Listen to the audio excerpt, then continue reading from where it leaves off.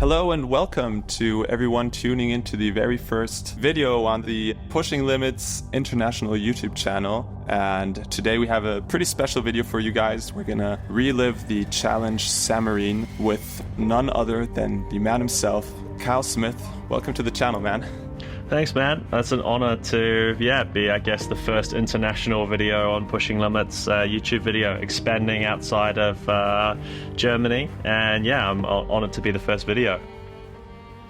All right, here we are. So we're here at the race start. Obviously the water was super cold for the race warm-up. I actually did a race warm-up and went back to my bag and put Vaseline on my feet. As you can see, I made the choice to go left on the pontoon or on the start. That's because I breathed primarily to my right-hand side, and so I just wanted to be able to see everything that's going on. Obviously you can see all the athletes here. I was actually talking to Jan Strattmann on the start line, and I said, it's such a shallow start, such a shallow swim, that I said 20, 30 guys are going to come into transition together, and he was like, no way, man. Here we are on the start. Obviously it's all pretty tense when we're lining up, and as soon as the gun went, I thought, oh man, I'm on the wrong side of the current here. Rico Bogen and those guys pretty quickly got a lead, and I kind of pretty quickly, I guess, fell behind a little bit. But yeah, I knew after sort of 50, 100 meters that it was all going to stay together. And I sort of found it as soon as we were in the group. It was like, silly easy, really. It was kind of... we can see you on the right-hand side, right? That's you leading that little chase pack over there? Yeah, so I wanted to come across to Rico, and I don't know what Rico was doing, actually. He was kind of like zigzagging all the way through the swim. So, obviously was maybe trying to break things up, and obviously Mark Dubrick there as well. Alongside Leon. Now you can see obviously when it's like concertinaed, and they were sort of going from one side of the river to the other side, and I guess maybe he was trying to like drop other people, but there I am just on the in the green cap on the right hand side of the screen. And I was just trying to fit into that group, and I knew that I just wanted to save as much energy as possible, because there's not much point in going to the front of a swim like this. You're going to put in a lot of effort for not much reward. Water is similar to obviously aerodynamics, but water's even thicker obviously, so the harder you swim, the less return for your effort you get speed wise, and the bigger a drafting advantage is as well to sitting in the group. So I just thought, look, I'm going to sit in, make it as easy as possible, and just try and make sure that I'm not producing any lactate. And we got through the swim pretty easily. I was pretty much swimming the whole time with Fred Funk, and got out of here, and obviously it's a pretty hard exit up the sand here. And I think you were in 4th or 5th position, right? So here we see you coming out. So felt pretty good. Coming out of the water, I wasn't breathing super heavily, but I swim with my sleeves down on my suit because my shoulders are quite big, so I don't like the restriction of having the suit up. And I found, as you can see here, my suit's barely on. I found it really hard to get my suit on for some reason, probably because it was so cold. But then I got it on and actually had a really good transition, and I knew that last time I raced here there was quite a big moto interference in the race, and so the race went up the road so fast, and I knew I just wanted to be in the race and not having to close down any gaps. And even though I got through transition really smooth, there was still like a small gap to sort of Mark Dubrick and who else was in that lead group. There was quite a few guys in that lead group. It felt like everybody was in this lead group, just as we see this huge group leave the transition area. In a minute we're going to see the standings, and there you can see that it's really close, just as we see you guys hitting out. Like I said to Jan on the start line, it's going to be a lot of us coming into transition together. And then as soon as I got on the bike, I knew that this group's 20 guys big. And so I just wanted to be in a good position. And literally, it's the same thing in the swim, right? Like going to the front of a group like this, you've got to push so much power to get back onto the front. Like I still had to push the first 20 minutes of this race. I averaged 375 watts. Damn. And that wasn't obviously the whole story. there was so many corners and stuff. So it was over 400 watts for a lot of that start of the 20 minutes. And that's crazy. You know, with guys like Kristian Hogenhaug taking flyers, it was like the power that they were pushing at the start. I just knew that, I had to ride my own race, and I couldn't really go with those guys when they came past. And I just knew that I had to sort of, keep patient and keep, just riding to my own ability. And like you see here, like how does that make you feel when they fly off the front like that?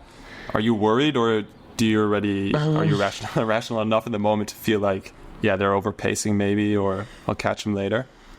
Usually I'm really worried because it's like, you don't want to let a race go up the road, and you don't want to let them get too much of an advantage on you. But this game, if you're pushing 400 and something watts for that amount of time, you just can't keep it up. Like, unless you're Jonas Vingegaard or, Tadej Pogacar or something like that, like riding 400 and something watts for 2 hours isn't possible. So, I knew what they were doing, and I knew that, time is limited on that. And especially the more I understand physiology now, like, you're just pushing such a big glycogen, you're just digging into your glycogen stores and not saving fuel. So there I was too. Like, this was also by accident. So I came to the front because I caught the two guys. So Rico was there, and I can't remember who the other guy was, but I caught them through the corner, and I thought, I really don't want to get a drafting penalty here. So I just had to make the pass through those corners. Here we see Fred looking aero as anything. With that. What about those bottles? They were allowed for this race, or obviously they're allowed for the challenge races. You decided not to wear one before the race. You told me it looks like shit. Is that the only reason? I hate them. Like, I reckon calf guards should be banned, and aero bottles down the front. Like, it just makes our sport just look so silly. So here you see Kristian Hogenhaug. Like, he was riding, I was on the front there, I was riding high 300s. And Kristian Hogenhaug comes past me almost like I'm standing still. And he was on a mission. When he came past, he was on a mission just to break that group. I think, like, he has a party trick, and he has to play it, right? Like, it's this sort of, he's an incredible athlete, but it's definitely his strong point of the race that he has to play that card. My confidence also came from, like, the fact that I know I've been running really well. So in training, I've been running super well, so I could back that. Like, usually I haven't had the confidence in my own ability to back myself to run well off the bike. So I've always sort of overrode and just hope that, I've got a big enough gap off the bike that I can hold on. But I was confident in my running ability, and I sort of look around the group, and, you gain confidence them thinking, okay, maybe I'll look around and think, I feel confident to go toe to toe with a lot of these guys. Whereas it might be a bit different if someone like a Hayden Wild's in the group that, you're going to really struggle to go. Maybe you're going to try break things up a little bit. So now talk we're on about the an aero position. Look at this guy. He looks incredible, doesn't he? But it doesn't look comfortable, honestly. Nah, it looks like there's a lot of pressure on the shoulders. And obviously after, he took a flyer, and after 40k, we ended up catching him up again. And that's just because, that it's not sustainable to ride at that power for that long. And honestly, I think I was really proud of my race, how I executed my strategy. I didn't accelerate too hard. I'm having a good old... here we have you talking to Tibor. I did to Tibor, he said, he was talking about, like, the drafting and this is crazy, man. Like, a lot of the guys were sort of, like, slotting in, and but I thought the race was actually really... Also with the motorbikes. Yeah, the motorbikes were crazy. I said to the referee a few times, like, there's too many motorbikes in this race. Like, I think we had maybe 4 or 5 motorbikes. I understand, like, we have to get media, we have to get TV, we have to get all these things, but at the end of the day, makes it a little bit dangerous. And I said that because a cone... Especially at those speeds. 55k an hour, pushing it on the flat, and this is the thing, like, you can't go faster than fast, like, and I said to myself, like, I'm only going to move up when the pace really slows, because you're riding along there, like, I think I was in 6th or 7th place, and you're pushing high 300s and you're going 50k an hour. So to go 52k an hour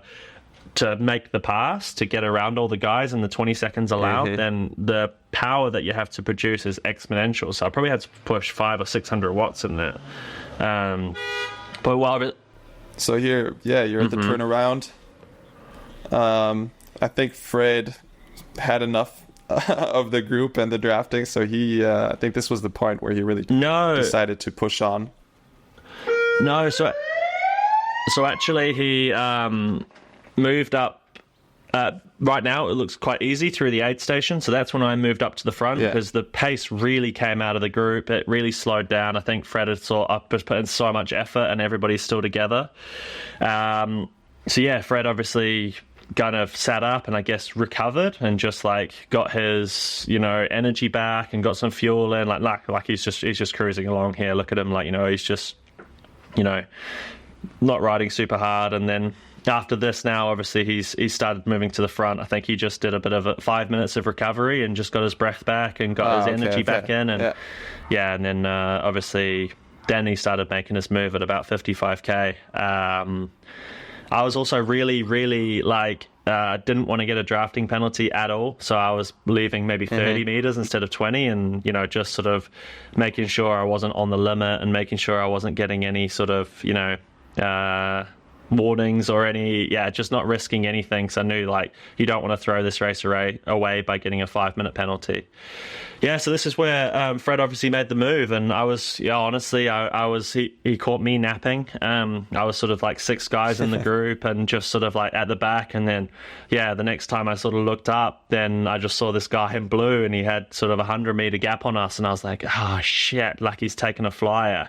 And I had to then move up and, you know, try and get back onto the back, and by then it was sort of like almost too little too late.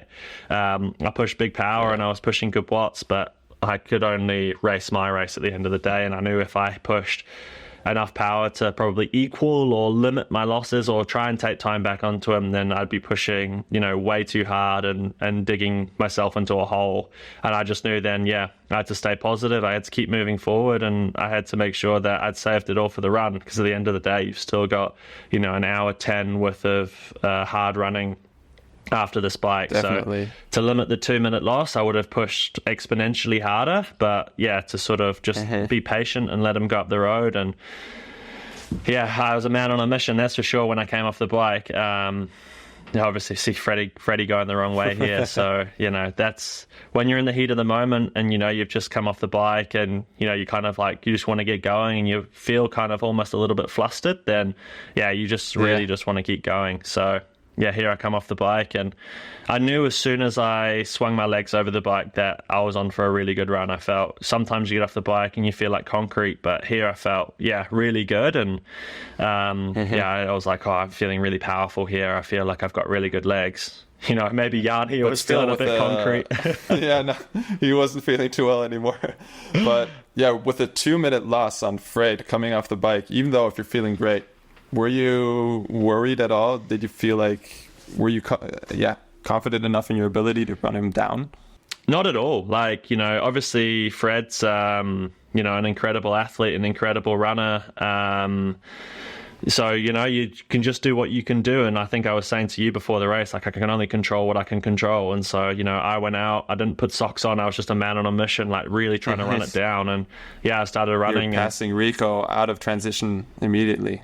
I said to Rico as I ran out, like, come on, let's make this happen. Like, we can make this gap happen. So obviously I started off and I was super determined to catch Fred. And I think the first time split I got maybe, 1 kilometer in, I'd already taken 30 seconds out of Fred through transition and through maybe the first K. And then, 2 Ks in, I'd already taken another sort of 20 seconds out. And honestly, I just had a wonder run. I think that's just because I saved my energy all day and backed my running ability. And I felt super good, and it was a good course that suits me, a good strong man's course on you know, the horse gallop that we can see here. It's a little bit of a dead surface. It's like running on compacted sand, so it's not super responsive like a tarmac is, but I see that as something that suits me really well.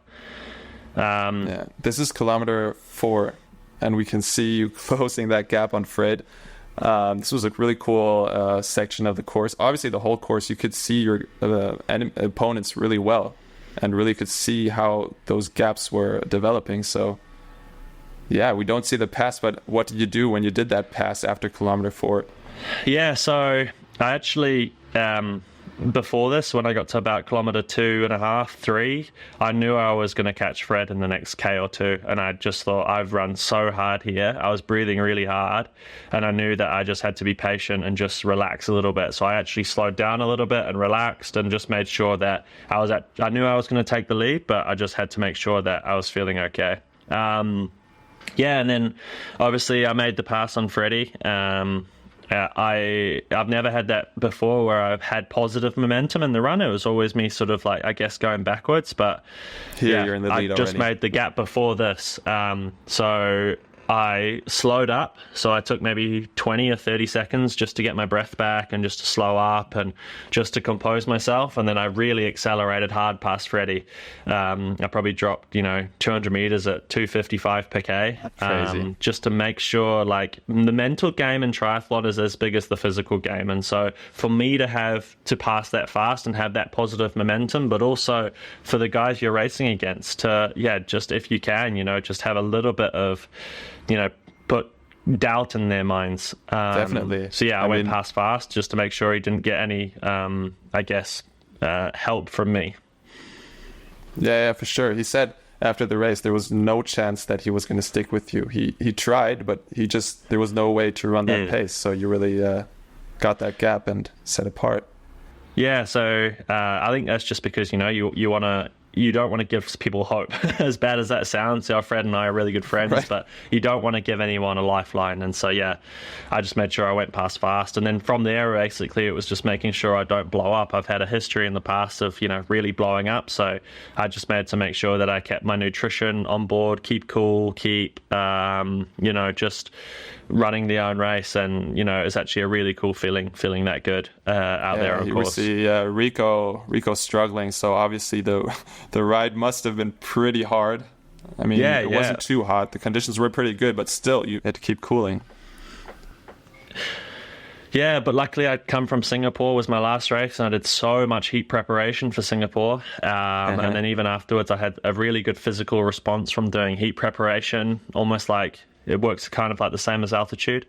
And then after... Just look at that gap already. Sorry. That was a good feeling. That was a really good feeling. Yeah, to know that I had that sewn up and to know that, the only way that, I wasn't going to win this race was me to have a catastrophic blow up was, the only thing that I had to be limited by. So that's why I had to go into, preservation mode where I had to just make sure I was getting fuel on board and keep cool. But I actually didn't find it that hot out there, especially compared to Singapore. And I felt like I've been in really good physical shape, but I haven't been able to show it because, I'm not super good in the heat. But these conditions were actually perfect for me.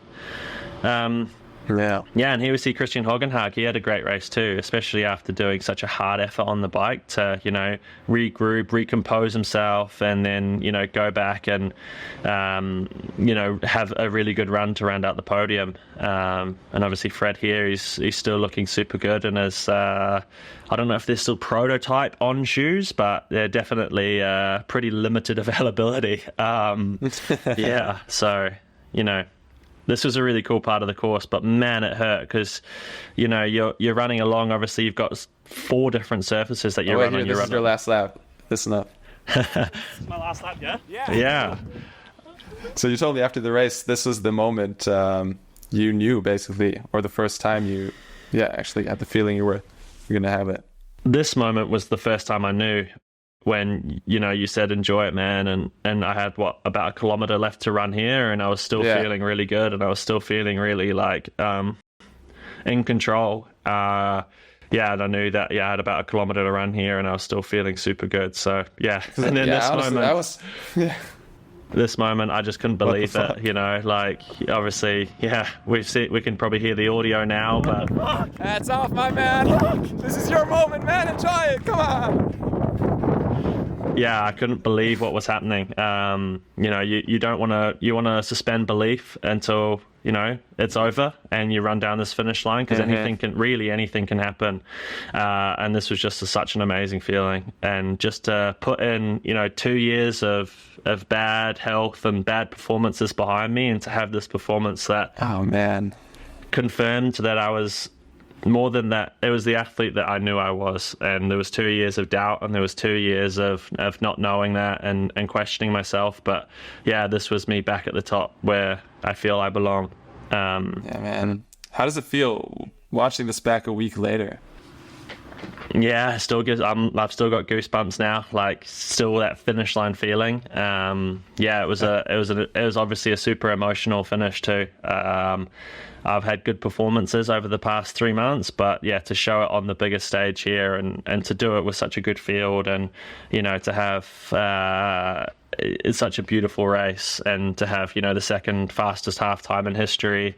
Right, I was about to say. Just on a side note.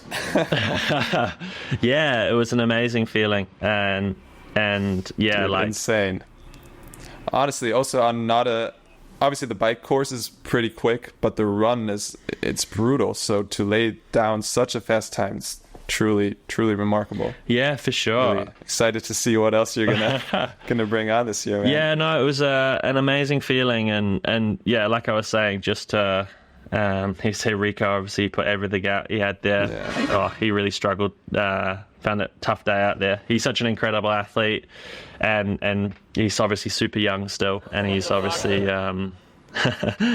still can't believe what's happened. Yeah, it's this was an amazing feeling. Dude. So, by the way, in the Porsche bag, we got. I thought we were going to get a Porsche, which would have been well deserved. All week that we're the winner. That would have been nice. Yeah, but we're not golf, unfortunately. So I got a t-shirt. We're getting there. That didn't. The t-shirt actually didn't fit me either, so I had to give it away to a friend. But yeah. Oh man. Nothing better than standing on the top of the podium, that's for sure. That champagne tastes real good when you earn it like that. Yeah, and you definitely earned it. Here, 2 minutes you put into Frederick Funk. We see Kristian Hogenhaug on number 3, and yeah. Crazy, man. So how was your week back at home when you come back from such a huge high, coming back into your routines? How does that feel?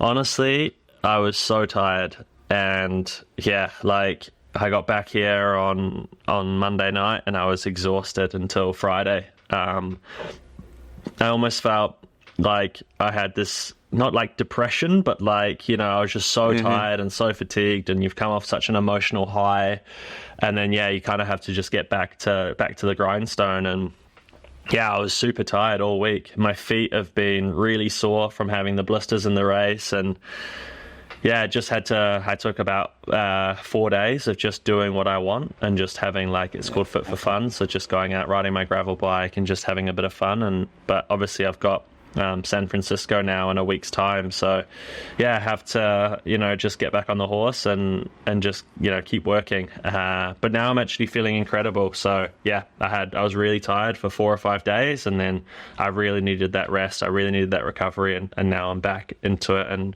yeah, back focused on the next one, and hopefully I can lay down another performance like that at an even higher level. Yeah, man. But did you also have some time to enjoy it and party a little? Yeah, so I made sure that, I obviously didn't party on Saturday night. I had a couple of beers, but, just didn't want to, I was already feeling so tired. I didn't want to, like, really put the final nails in the coffin. But, yeah, I came back here. Obviously, Kira, my partner, and I definitely made sure that we celebrated it. And also Ruben Sapunkta, the guy I train with here, also fellow, fellow Rise and Canyon sailfish athlete, Germany's favorite kid. He also had his first pro win on the weekend. So yeah, I made sure that we celebrated that. We went to a nice restaurant, bottle of champagne, and, just really celebrated that win. So yeah, it was a special week, man. That's for sure. So nice. So, well, congratulations, man. So cool to have you, and so cool that you won this race, man. I'm so happy for you. Hopefully we'll have you in another video in the next race commentary when you win your next big race. That'd be awesome. That'd be cool. You're my good luck charm, Leon. We'll have to get you there. I guess, race. Yeah. Damn. Can't be in San Francisco, but definitely in London. So yeah. For sure. Sounds good. All right. Thank you, everybody, for tuning in, and we'll see you in the next video.